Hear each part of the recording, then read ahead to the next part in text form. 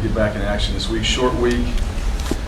A nice thing about this week, just football related. There's no class, so the players have more time to spend over here football-wise. They're still working on their academics, getting caught up, and then also getting themselves in the training room, trying to get as many guys as healthy as possible. I have no updated injury report for you guys, but these guys coming off last week, physical game, tough game on the road, back on the road, short week.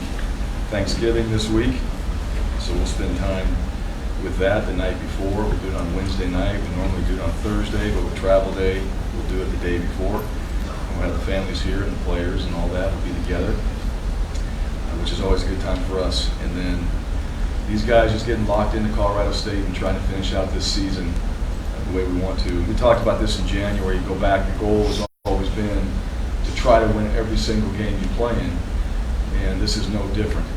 There's no guarantees of the championship game. There's no guarantees of a bowl game. There's guarantees of the season that you have ahead of you, and that's always been the focus. So I expect nothing different from our team other than what we have to do this week against Colorado State and how we're going to go out there and play against a very tough opponent. We played them before. We play them every single year. We play them on the road.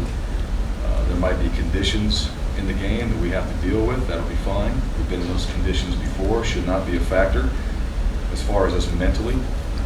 Physically, it obviously will be, and we'll deal with that. But from a mindset standpoint, those things we have to prepare ourselves for. And we've been in a little bit of weather, cold, all those things. That's just a matter of mentality. And I think our guys understand that. So it's all about the prep. We got guys in here watching film, guys getting ready, prepared, go out there and have a great Tuesday practice, Wednesday practice, Thursday practice, flip that thing around to a Friday for us, and then get ready to go play on Friday, which is our Saturday. And then we go from there. But we're hoping for our best performance. We're hoping for things that we've seen and learned from these last few games, that we're better at it. We continue the trend of doing all the things we talk about every game, trying to be physical, trying to win the turnover battle, trying to play great special teams, trying to win in a lot of those areas that we've talked about in the past, and no different this week. So with that, questions? What stood out to you now in hindsight when you look at that game, what your O-line did? Because I know you kind of challenged them a little bit, and they really did rise up to it. That was by far probably their best game. What did you see from them, and what did that mean to you to see them kind of put it together and when you needed it most? Yeah, no, I thought they played well. We challenged them all season long. We challenged them in the Florida State game and every single game. But I did think they played probably the best game they've had this entire season. And they were blocking their guys coming off the ball. We were reestablishing the line of scrimmage, so we were getting movement. And I thought the tailbacks ran hard. The tight ends were a part of that in the run game. So, I thought the guys, just from a practice standpoint, they practiced that way. We try to practice that way every single week, but it came together in that game. There was a lot of determination by those guys up front to run the ball. We started off running the ball well. I think we had a few plays in there early downs in the drives where we ran the ball effectively and got good positive yards. And all those tailbacks, Van Buren, Alani, Mahone, all those guys did things in the game, running the ball very well. And overall, just proud of our O-line. Those guys have been working extremely hard. They get very little credit for the things they do well. They get a lot of blame for when things don't go well. You get a sack 3-4 times in a game, and there's 78 plays, and that's all that ever gets brought up about them. But they're run blocking, they're protecting. We did some good things in protection too, which gave Jalen some time to throw the ball. And we know we're going to be challenged with protection. We know we're going to be challenged in the run game, and we have perimeter players that can make plays out there when that happens. We can win some of those one-on-one battles. Our quarterback can make those type of throws. So that's just the chess match you play back and forth is, can we run it, can we throw it? We've got to be able to do both, but the O-line really is the key to our success in those two areas, and those guys did a great job. And I really thought the focus, and Coach Bedell and just everybody with the O-line in that room, I thought the focus this last week in particular was very good, and they were ready to play, which is the main thing. So it showed up, no different this week. The challenge is going to be equally as tough as what we just faced. As far as their front seven, they're very good. And we're going to have to find ways to run the ball. We're still going to run the ball. We're going to try to be effective that way. It's going to be difficult, but that's still who we are and what we've got to create this week in practice to get that done. You mentioned obviously, a lot to play for still this week. These are college kids. I mean, they know they're hosting the championship game in 2 weeks, and that's obviously one of your guys' goals. What is the challenge this week of not looking past a team like this when there's obviously big goals still ahead? Well, number one, every week it's 1-0. All right, now it's cliche, but this particular week, this team, the 2019 Broncos, have a chance to do something that no other Boise State team has ever done. They can go undefeated in conference play for the first time in Mountain West history for Boise State.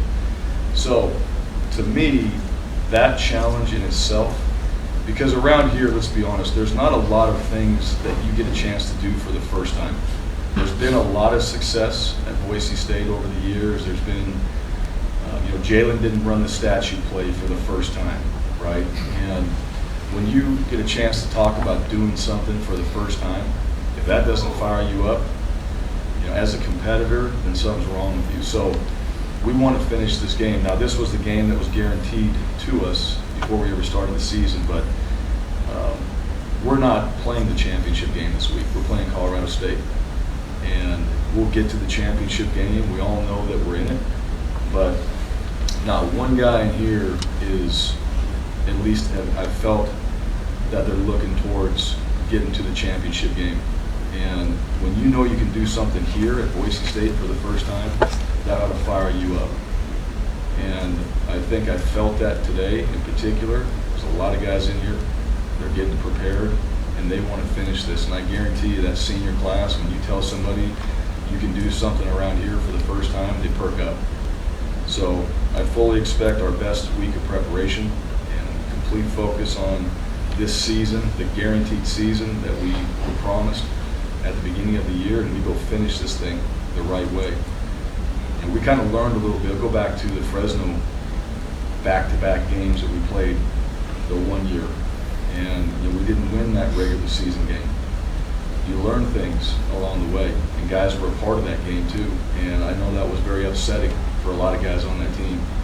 So, believe me, Colorado State, go back to 2017, we've watched the film.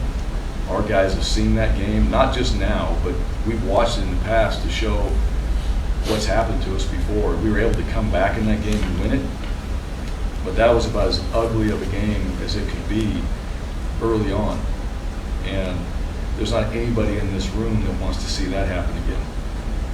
Now, I'm not saying we're going to go out there and explode, but we certainly can't let that happen to us again. So I think everybody's attention is on what we have to do this week, and it's all about us finishing, and that's really the mindset.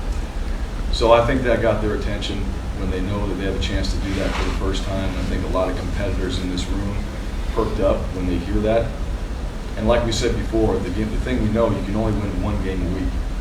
And if you don't get yourself fully prepared to go play on the road, now again, we got to go back to back. That all sounds good now that we won the Utah State game, and we got back, and it's going to be a short week. We're back on the road. Don't underestimate that. Get yourself ready to play.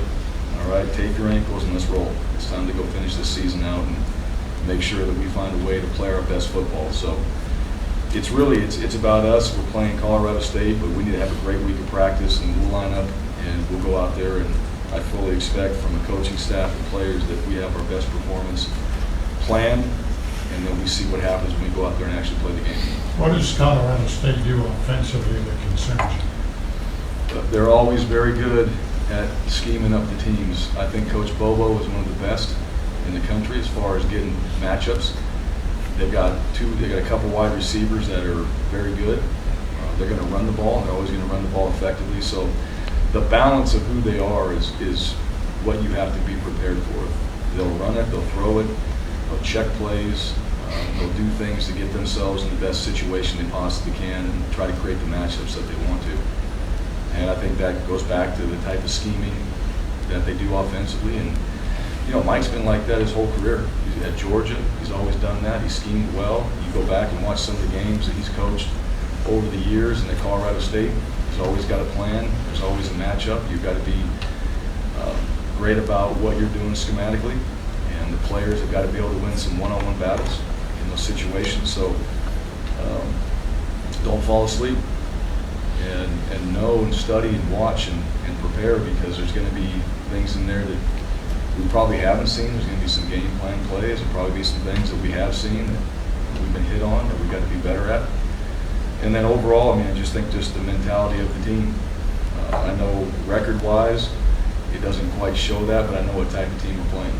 And I know that their front seven on defense is very tough. I know their back end, they play quite a few guys in the back end. They're all scrappy, and they got a lot of dudes in there, so they're all very similar that way.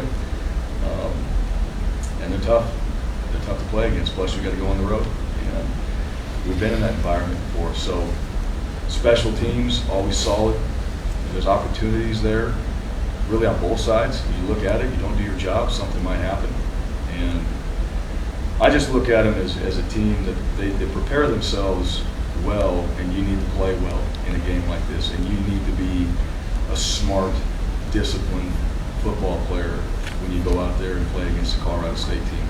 So those are the things that I see, and because we got years of history of playing these guys, that happens every single year, and we need to be ready for it. If you look at the last 3 games, kind of maybe the turning point would be credited to preparation of the defense. I think against Wyoming, the 4th down stop, Riley said this how the personnel saw the formation, they knew it was coming. Against New Mexico, the force fumbled off the bat.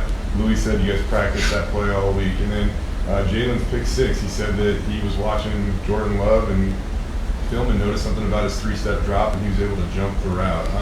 Is that unique, or is it just something where the guys just seem to be excited that their preparation's paying off?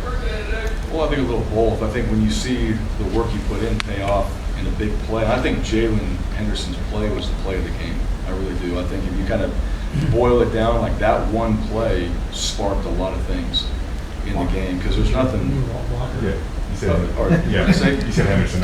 Yeah, I'm sorry, Jalen Walker. I'm sorry, Jalen Walker. You know, when you take a pick 6 like immediately like that, right back in the end zone, especially when the other team's backed up. I mean, that's playing quarterback. That's hard. That's a hard one to overcome, because of just how fast it happens, and you know, it's all of a sudden it's 7 points on the board. And so Jalen's play and his preparation, and really all those guys, all those things, yeah, they prepared for it. And then when it happens, maybe it's not just so much of that play happened, it's a big play for us, but it's more about like, yeah, the work we're putting in. And we talk about it all the time. I mean, you prepare, you put in the time, you put in the work, at some point it's going to show up. And that's where guys, the consistency of those guys doing that week after week. And think about Jalen Henderson, for example. All right, the time and preparation he's put in and never saw any results whatsoever.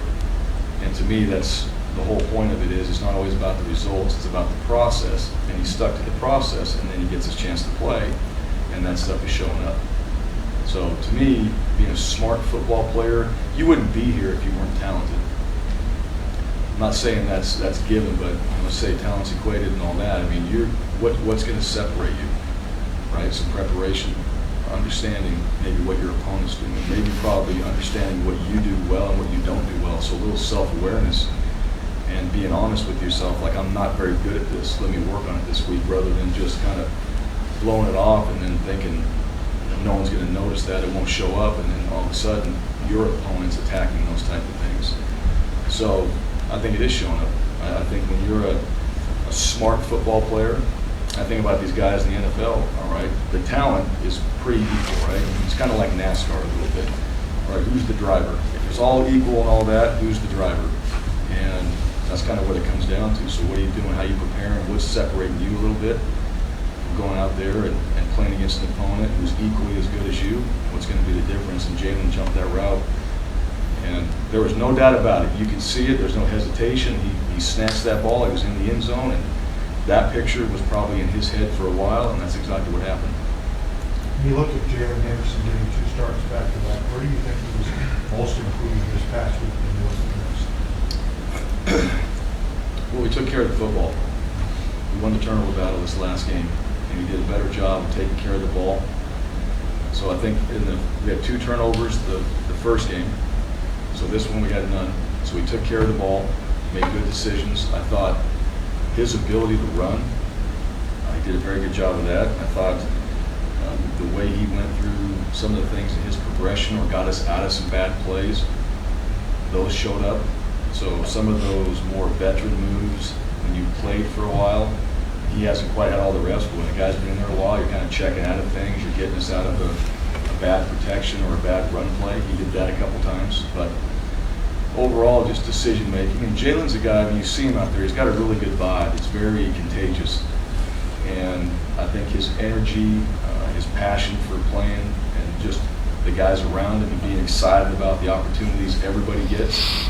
And they talk about the running backs doing their job, and O-line doing their job, and that's just the type of player and person he is. And I think that stuff is contagious, and I think our guys appreciate that, and they go out there and they're all playing hard. 11 guys are out there kind of enjoying themselves, but executing at a high level, and that's how football should be when you're prepared properly. Are Chase and Hank able to play right now? I mean, one of what's the plan as a quarterback? No season-ending injuries. All right? You can try to keep asking. I'll be. What was the saving? When was the bowl game? When did he answer that question? Like, you can keep asking, but I'm not answering it. I remember that one. You need a Coke bottle there. I started with the water. We're working on it. But I mean, no, those guys are, yeah, again, there's no season-ending injuries. Guys are all available to play. And, we're not, like I said, I mean, that's where we are. And guys need to play, they can play. But right now, it's one quarterback plays at a time. And that's the reality of it. So, in multiple positions, it's a lot easier. The quarterback position is always hard, like what's going on there, because you usually play with one guy. Receivers, when guys aren't in now because they're usually in a rotation. But that's where we are. But when you sit there in January, I mean, I know we've asked you so many times about having played 3, but is it going to dawn on you later that it's like the rarity of it, but also the fact that the third one that you've played has been able to do what he's done? Well, now let's think about this. All right, he was chosen by the coaches as the third one, right, in the pecking order, but he might have been the first one. You know what I'm saying? I mean, it's one of those, like, we all say, well, he's the third string guy. Well, that's just how it worked out. But look at the way he's playing. Maybe when it's all said and done, he could have been the first. You know what I mean? No, I guess, yeah. And that's the beauty of guys. Like I've said before, I mean, I've been on this conversation before, but you don't win the battle, so then you pout, you quit, and you don't go work hard, and then your moment comes up, and let's just imagine Jalen Henderson just pouted the whole time and complained about how he didn't get a shot, and then we throw him in there, and it's no good. Now we're in trouble. That's the beauty of what I think we're seeing from a guy like that's been in the moment, and every player on this team, whether you're a second or third, you should believe you're a first. That should be your mindset. If you're okay with being the third guy and you just settled in, and there's guys like that in the country. There's guys on teams like that are just like, yeah, I'm good. I'm good to just get on the bus and go eat pregame meal and hang out, and maybe I get a rundown on some special teams and get in there and then just say I played. And then some guys are just sitting there waiting. And Jalen's performance against New Mexico, that told me that he's just been sitting there waiting. And when he got the nod, let's roll. He did exactly that. So it's a little bit unfair because the questions are, your third guy, he's part of our quarterback league. And that's probably a better way to say it. In a room like we have right now with 3 guys that can play Division I football and can win games in on a Division I team, I would say we're fortunate that we got 3 guys like that we recruited 3 guys like that. Coach Hill's done a great job of getting 3 guys like that to stick together, that are all highly competitive and capable of playing and winning games, to still be part of a team and focused on the team and not themselves. Just want to clarify, you said all guys are available to play. What do you mean by that? No season-ending injuries. That's what I mean by that. We had, after the game, we saw like kind of the outpouring of support for Evan Tyler. I mean, there's late in the game, Yeah. but obviously the game had been decided by then. But just what that meant for him and I guess the whole team. I mean, not a lot of guys get that psyched up, but the whole sideline was pretty amped for him. Yeah, well, he had quite a long celebration too. On the sideline. The official came over, he's like, "That's awfully long, I don't know." I'm like, I know, I was awfully long. And I'm like watching him. You didn't tell him this whole story or anything? Yeah, I was just like, well, I just tried to talk him out of not throwing a flag right there and let him enjoy the moment. But those are big moments, right? He's been here a while. He got his first interception. He got himself in a position and made a play. And even in a game like that, I mean, just to these guys, you know, Cartrell Thomas has a touchdown towards the end of the game, right? The game's probably won at that time. Who cares? That's not how we think. We're making plays. We're making plays for 4 quarters, period. Nobody backs off. And Evan Tyler's play, he rolls, the quarterback doesn't even kind of see him. He's right there in that throwing lane, and bam, snatches it. Probably the only thing he'd say is he'd like to keep his feet and go do more. There was 11 minutes left on the clock, not a minute. So he could have done some more with that. But those are exciting times for guys, and they work hard. And every single guy on this team, whether they start or not, they're all important. And you got to think about the team mentality of when guys like that have been working hard, and think about what Evan Tyler's been through injury-wise. To go out there and then he gets a chance to make a play like that, get his first pick. Those are all huge moments. I mean, that's what makes college football, and being on a team with 11 guys on the field, counting on every single guy to go out there and do their job. That's what makes the game so special, is things like that. You get excited for them. And our team, I saw the pick and I was excited, but the whole team was way more excited. I mean, they went out there and they knew a lot more about it than I did, and just fired up for that guy. But that tells me too, the stuff we don't always get to see in the locker room. Think about how important a guy like Evan Tyler is in the locker room. Because when we're not around all the time and that many guys sprint to the field to go out there and celebrate with them, that means a lot. I think from what that guy does in the locker room, what he means to this team. Moving the elements, I know you guys have played the elements before and stuff, but the it snow in the Mountain West Championship game last year. How, with Bridgman snow, obviously, what's different, snow and rain? How are those different or similar? They are different. So rain's more difficult because everything's wet. In snow, it'll get damp and all that. When it's just pouring, and that's a different factor. Snow matters on the field, and it kind of depends on how you manicure the field, I guess, the best way to put it. You know, I wouldn't say that we did a fantastic job of that when we had our snow last time. We'll do a better job if we get the situation like that. But some teams do a really good job of clearing the field. You go back to, I don't know if it was 04, we played Nevada.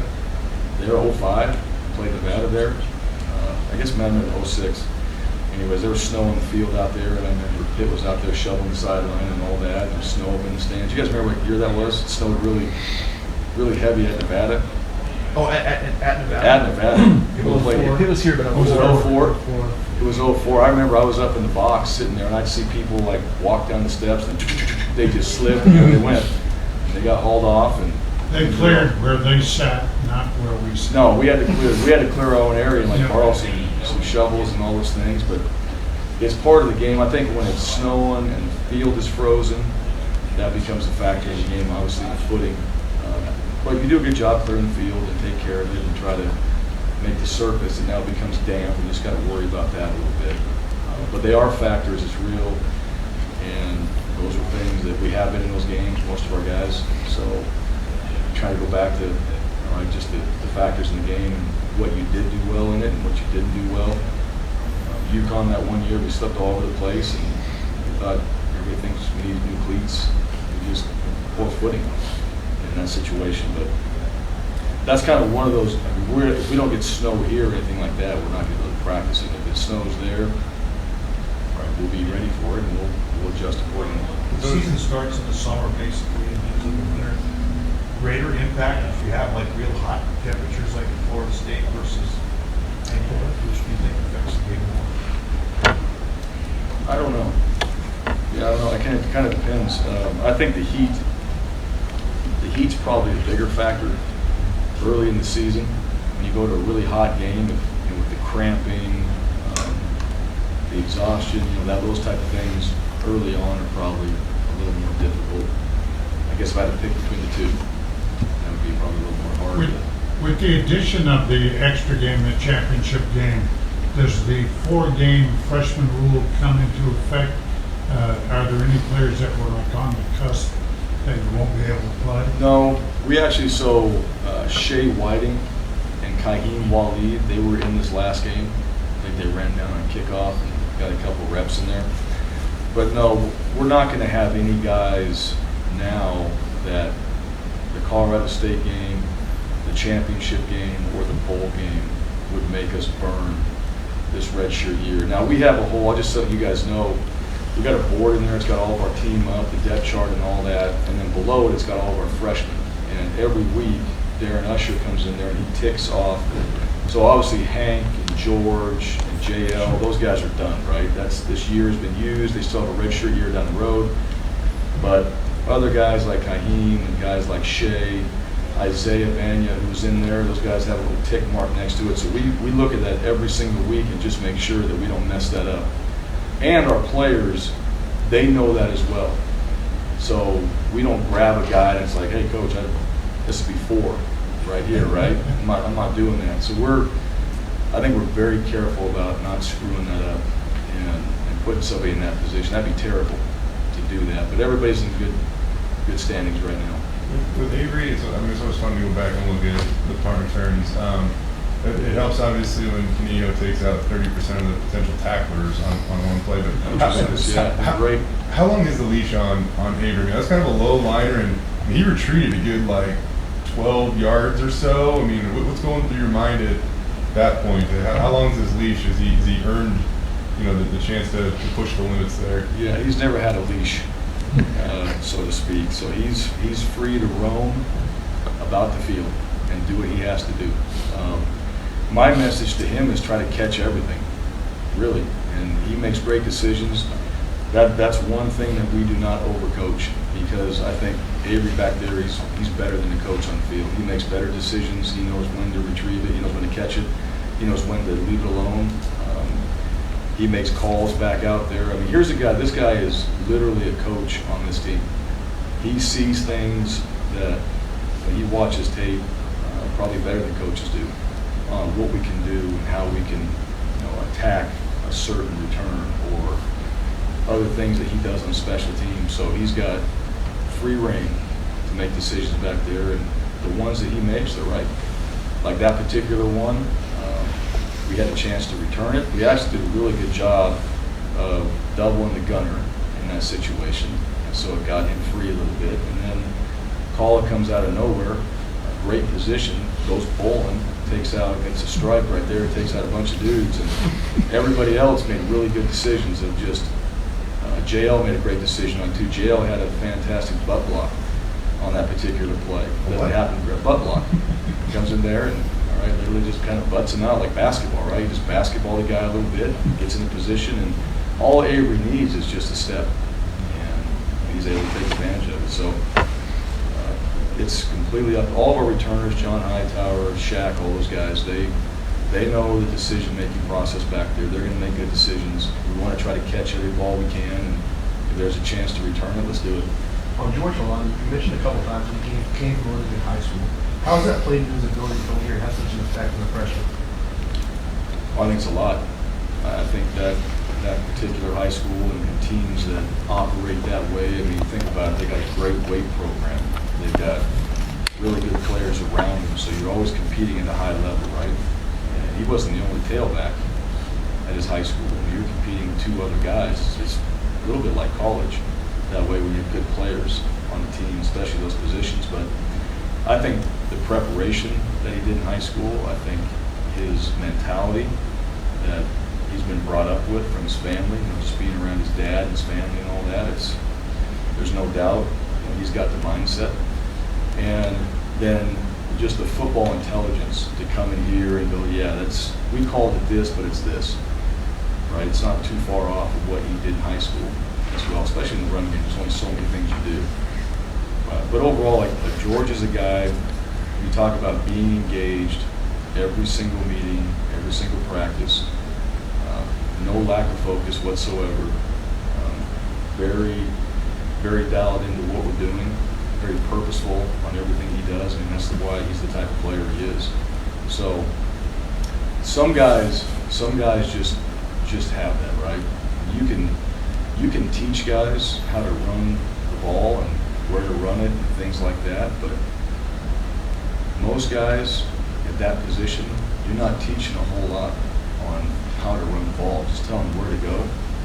And the reason why they're good at what they do is they've got this ability to play that position. And I don't really understand it. I never did. You know, it's something where I understand certain things, but that one there, it's kind of like Avery. You don't overcoach that. You let them go out there and this is what we're trying to get done. Here's the mindset. And you let them go out there and play. I think that's something that he's got to get to go out there and do. With kind of an injury question, so I'm going to tiptoe around it here. Curtis leaves the New Mexico game and he doesn't come back, and he seemed pretty fine and healthy against Utah State. How much of a skill is it to recover and get ready to go when you might not be at 100%? Well, in the course of a game, here's the things that happen. Like in the course of a game, sometimes there's injuries that aren't going to keep you out from the next game, but in that particular game, it's going to keep you out. Or there's not enough information to put somebody else or put somebody back in, not knowing what could happen, right? And it's also the game too.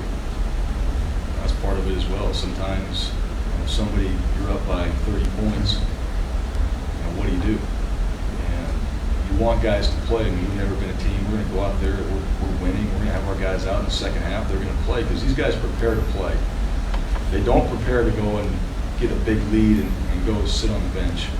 They want to play. That's why they're here. And then as coaches, we make decisions. All right, this guy's coming out. And we start to pull guys out, all right, the right way. And keep other guys in so it's not a wholesale change, and then work your way through the system that way. But in that particular game, it didn't seem the right decision to have him back in there. And then what do guys do? You have an entire week to get yourself in that training room and get healthy. And I think that's not unique to us. Everybody does that. Guys come out. Jordan Love, he was out in the Wyoming game. He played. I don't know what he did. I don't know what they did, but he was ready to play. So obviously got himself ready to play, and he was ready to go. And a lot of times you're going to play in a game like that as a competitor, you get yourself ready to play. And we needed Curtis in that Utah State game, so that's what happened. It's a hard thing because it's the story behind all of these things is always unique to every particular player and how they go about their process or whatever the injury might be. But it's football in every week, and not the guys that we're always talking about. It's other guys too that have a little bit of this and a little bit of that that nobody notices that's in that training room every single hour they possibly can be getting themselves ready to play. And they're probably doing more than some of the main guys that everybody talks about, and nobody mentions them. And that's why we're always a little sensitive about the injuries and all that, because everybody on this team's got it. And everybody has to deal with it, and everybody has to go through their process. And every guy shows up for the game. And to me, that's what I get to see. I get to see those guys put the work in and get themselves ready to go. And that's every guy on our team, especially this time of season. And that's probably every football team too.